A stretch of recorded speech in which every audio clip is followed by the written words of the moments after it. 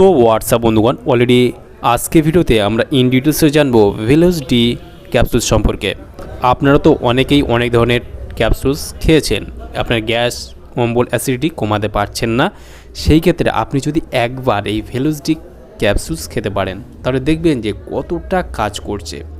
আপনি এই ক্যাপসুলসটা আপনার গ্যাস অম্বল অ্যাসিডিটির জন্য ব্যবহার করতে পারবেন, কারণ আপনি দীর্ঘদিন এতগুলো গ্যাসের ট্যাবলেট খেয়েছেন, সেই সব গ্যাসের ট্যাবলেট খেয়ে আপনার কাজ হচ্ছে না, আপনার অম্বল অ্যাসিডিটি লেগেই রয়েছে, গ্যাসের সমস্যা লেগেই রয়েছে।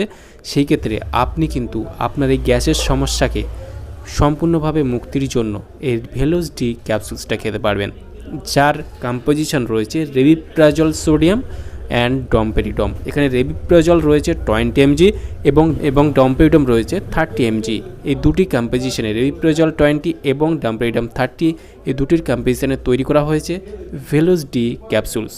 এই ভেলোজ ডি ক্যাপসুলস আপনারা পেয়ে যাবেন যে কোনো মেডিকেল স্টোর অথবা অনলাইন থেকে, যার এমআরপি রয়েছে 205 টাকা এমআরপি।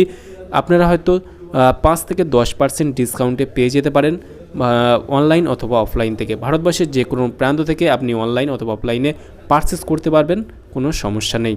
ভেলোজ ডি ক্যাপসুলস খাওয়ার কী নিয়ম রয়েছে? ভেলোজ ডি ক্যাপসুল যদি আপনি প্রাপ্তবয়স্ক করে থাকেন তাহলে খেতে পারবেন দিনে একবার করে, সম্পূর্ণ খালি পেটে একটা করে ক্যাপসুলস আপনি খেতে পারবেন। প্রতিদিন আপনি খেতে পারেন। এই ক্যাপসুলসটা খেলে আপনার গ্যাসের সমস্যা থেকে আপনি মুক্তি পেয়ে যাবেন। আপনি তো প্রচুর ধরনের গ্যাসের ট্যাবলেট, গ্যাসের ক্যাপসুলস আপনি ব্যবহার করেছেন, কিন্তু এই ভেলোজ ডি ক্যাপসুলসটা খেলে আপনি আপনার এইসব সমস্যা থেকে আপনি মুক্তি পেয়ে যাবেন। তাহলে বন্ধুরা, আজকে এই ছিল ভিডিও। কেমন লাগলো ভিডিওটি অবশ্যই লাইক করে জানাবেন এবং আপনার মতামত অবশ্যই কমেন্টে জানাতে পারেন। আর এই ভিডিওর ডেসক্রিপশন বক্সে টেলিগ্রামের লিঙ্ক রয়েছে, চাইলে আপনি জয়েন করতে পারেন।